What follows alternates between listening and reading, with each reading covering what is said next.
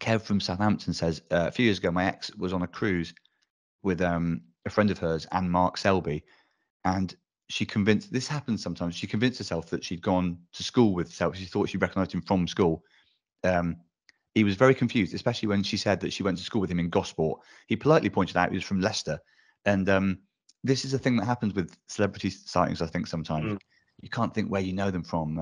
So you think, I must be at school. It must be a friend of my brother. And Kev asks, has either of you been recognised mistakenly? And I definitely have. Go on then. You go first. I've had it a couple of times. Well, I talked about this on stage, but I got a free meal in Wagamama because they thought I was Chris O'Dowd from the IT crowd. And they wouldn't say who that. They were just like, oh, you've been on TV, haven't you? And I said, well, yeah, which is true. But then they started asking more and more questions about the IT crowd. And I thought, shit, we're in trouble. But it's too late by then. They'd said he's on the house. So I owe Chris O'Dowd, if he's listening, a katsu. And sometimes people, I had a bloke come up to me and said, again, he couldn't think where he knew me from. And he said, he used to run a bagel place in North London. I said, no, I definitely, and he just wouldn't accept it. He was like, you did. It was definitely you.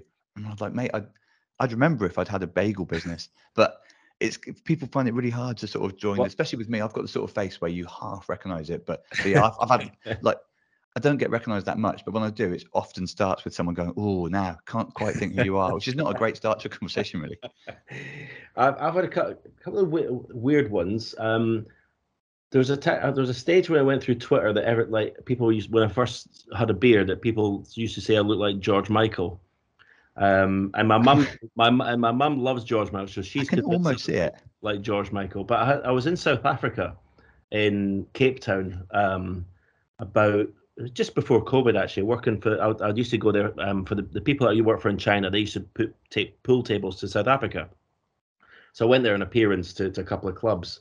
But I was walking down the street in Cape Town. This guy come towards me, and I did have sunglasses on. And he went, George Michael. And I looked, I went, he's dead. Not only am I George Michael, but he's not even alive, so I can't be George Michael. You'd think that would rule it out, really. Yeah.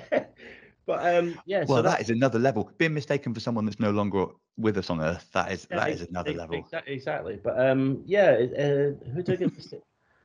I'm now trying to. I can sort of see the George Michael thing, but as I say, now he's not alive anymore. You wouldn't think anyone would get confused about that. Oh dear, yeah. But Lee Westwood's another one that people say because of the beard. And again, it's them thinking it's someone from sport. I just can't quite place him. Yeah. But a lot of times when I was young, not so much now, but like people used to call me Ian Hendry a lot. They said, really? "Oh, you that snooker player, Ian Hendry." Where that comes from, I do not know. There's never been a snooker player called Ian Hendry. No, I think there was maybe a footballer called Ian Hendry. It rings a bell, but that's annoying. You get that quite a lot. And then that's funny. I mean, the obvious one in England as well. I mean, I get called Steve. Right. Yeah. My name's Stephen. I mean, you may as well call me Bob. I mean, Bob it's like a different name. You know what I mean? But you just by the end of it, you just go, okay, fair enough. Fine. Yeah, I suppose especially with Steve Davis as well, people have got it in their head that all snooker champions are called Steve on some level.